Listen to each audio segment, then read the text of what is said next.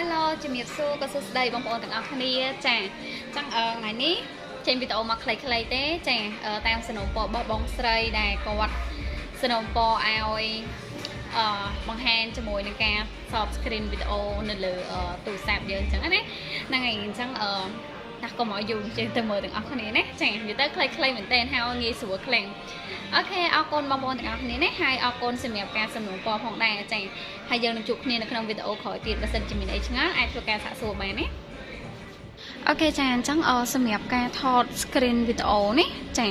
យើងថតវីដេអូនៅលើ screen ទូរស័ព្ទយើងអញ្ចឹងងាយស្រួលមែនតើអញ្ចឹងបងគ្រាន់តែធ្វើការចាអូសបែបនេះ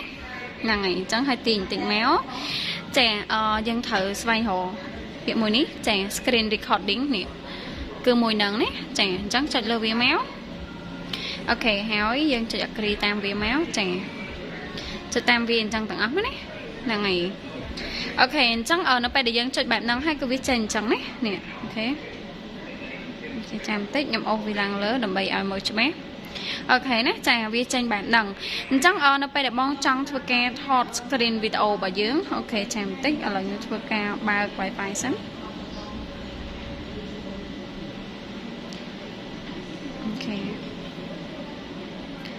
អូខេណាអញ្ចឹងខ្ញុំធ្វើការបើក Wi-Fi ខ្ញុំធ្វើការ play YouTube បន្តិចសិនអូខេខ្ញុំសាក play បទហ្នឹងអញ្ចឹងនៅពេលដែលបងចង់ screen វីដេអូហ្នឹងណាចាអញ្ចឹងបងគ្រាន់តែចុចលើនេះចុចលើក្រហមនេះមកណាចា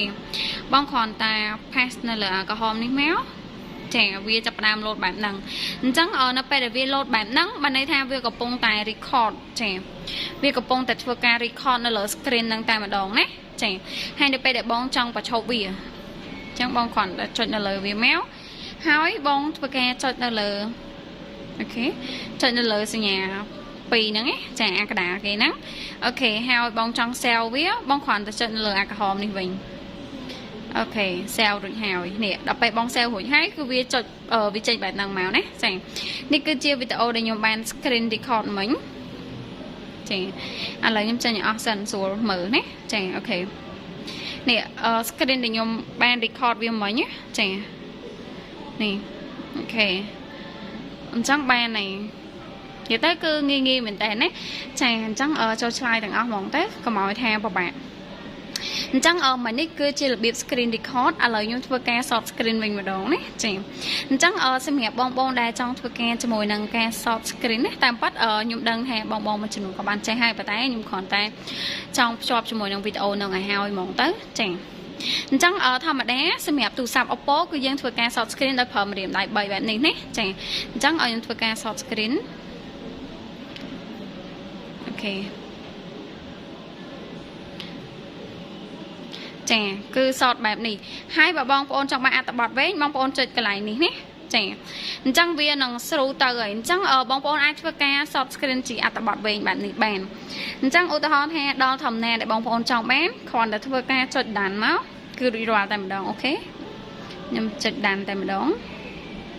អូខេអញ្ចឹងនេះគឺជាអត្ថបទដែលខ្ញុំបាន short screen មិញប៉ុន្តែខ្ញុំបញ្ជាក់នេះអានេះគឺជា screen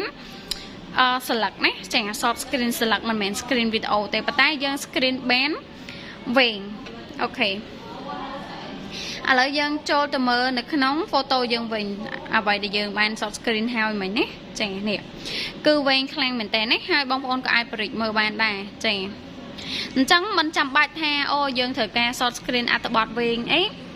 យើងត្រូវការ short screen 4 10 20 ដងបានគ្រប់ហ្នឹងណាគឺយើង screen តែម្ដងគឺហើយតែម្ដងណាអូខេចាអញ្ចឹងយើងជួបគ្នានៅក្នុងវីដេអូបន្តទៀតបើសិនជាបងប្អូនមានចម្ងល់អីចង់ដឹងបន្ថែមអាចធ្វើការ comment នៅខាងក្រោមបានណា